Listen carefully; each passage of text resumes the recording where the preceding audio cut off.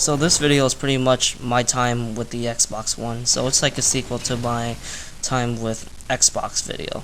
The title is fairly self-explanatory, I've been using the Xbox One for almost a year, and I just thought, why not talk about it since, I've gotten multiple games and there's been a lot of updates to the console, so I thought it's good to review after being a Xbone user for a year. I decided to continue my Halo 4 gameplay since I still got some footage left, and I decided to record some Destiny since I wanted to have Xbone footage for this video, and I thought, why not play some Destiny and just do the bounties, since that's gonna definitely get me some long footage, since I think this video is going to be pretty long. The games so far, I literally bought this console for Master Chief Collection, and I personally thought Master Chief Collection was frustrating with all the problems it had on launch day, but it did get better, and it was totally, worth buying the console for just to play Halo 1 multiplayer in a smooth experience. And it's nice to have the other features too, like Halo 2 and the DLC's maps included in 3 and 4. I do know Halo 2 was playable on Vista, but I always heard bad things about the Vista port, and I also heard there wasn't really a lot of people playing at that time, and I just recently heard that no one is playing the Vista port, and from my experience, there's a lot of people playing Master Chief Collection for Halo 2, and there's a lot of support for the H2 playlist too. Master Chief Collection started to have more technical issues from here and there. Like, to this day, I still can't get into games quickly, but then there are moments where I can, and it's just kind of annoying to this day, really. Like, this game is still having problems. But with that said, I still think it's very playable, and it's just much better than, launch day. Halo 5, on the other hand, it was solid, disappointing in some ways, like the campaign story, or even the Warzone too. I still thought, Warzone was pretty interesting at first, but it just seemed to, get really old and just tiring the more I play it. And that's pretty much, how I feel about Warzone. I mean, it is like a good reinvention of big team battle with some mobile aspects to it. The core multiplayer is fun, but I have said it before, I'm just not getting into it as much as I thought. Maybe I just like the older Halos so much more and I'm just burnt out. I think the two games were worth it overall for the console, especially Halo 1 multiplayer, since I'm a big Halo 1 fanatic, and just being able to play Halo 1 multiplayer online in a smooth experience was a dream come true. But I also have two other games for Xbone, and let's talk about them. The first one is Wolfenstein: The Old Blood. This game is by far my best game I own so far in my Xbone collection. It's an amazing expansion pack for TNO, and it's just, a better game than TNO. It's my game of the year so far, and some of the best FPS game I played in a long time, especially from the single player perspective. And then we have, of course, Destiny. Destiny is okay, it's a mixed bag. It was fun to play it and explore the game, but it just got old as I played through it.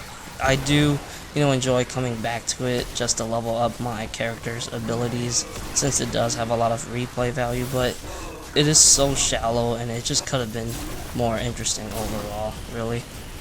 So my game collection, I'm satisfied with it. I only got shooters, and hopefully I will get something that's not a shooter, since I do want like an RPG or something, but so far the games that I have, I'm pleased with them. So the next thing I want to talk about is the UI. I kind of hated the UI when I first, went from 360 to Xbone.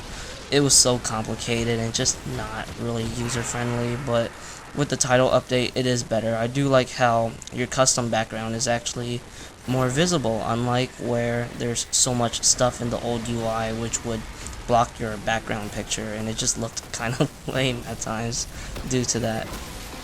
I still prefer the 360 one, but I think my favorite UI from the 360 was probably the very original one. It was just so simple, it didn't have too much clutter, but at the same time, I really did like the first title update too. I mean, I just really loved both of them.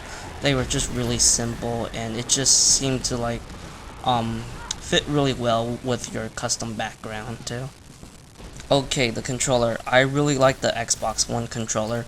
When I first tried it, I could see why a lot of people who loved the the 360 controller didn't like it since it felt weird for sure, like everything, the weight, buttons, thumbsticks, and overall design.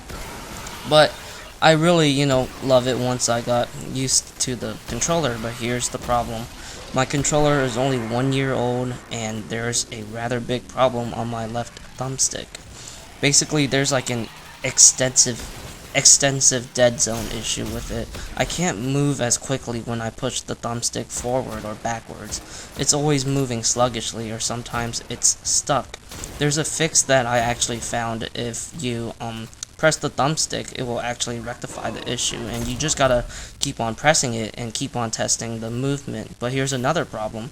Games like Destiny, Wolfenstein, and Halo requires me to actually use the left thumbstick button, like sprinting or crouching, and it's just annoying since it really does affect my gameplay experience. I'm literally thinking about putting WD-40 into the stick, but I'm afraid it might not do much since it's not the thumbstick problem. It has something to do within the controller, like something that's related to the controller. It's just frustrating. It's only 1 year old, and I already got like a moderate problem with it. But everything else with the controller is pretty much fine. There's no stick drifting. The triggers aren't like acting weirdly. The right thumbstick is absolutely perfect. And yeah, it just really, really sucks that I'm, going through this issue. Now I'm going to talk about backwards compatibility. This is definitely a nice feature, for the Xbox One. And I love how you can actually transfer your data from 360 to Xbone too. I will actually try that for Halo Reach since I didn't do it for Doom 1 and 2, but that's a nice thing to have for sure. And I just hope to see more games come to Xbone since this is definitely one of the most requested feature from people, and it's something that I personally am part of the bandwagon too.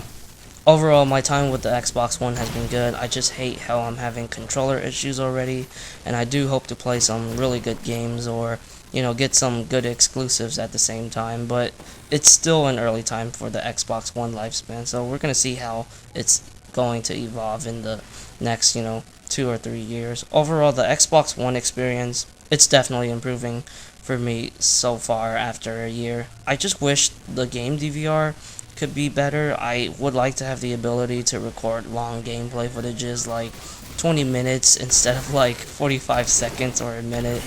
It's good for recording montage clips, but I would like to have a feature that allow me to record Xbox One footage and do commentaries at the same time, like this video, and it would totally ease down my pain of trying to record it the authentic way.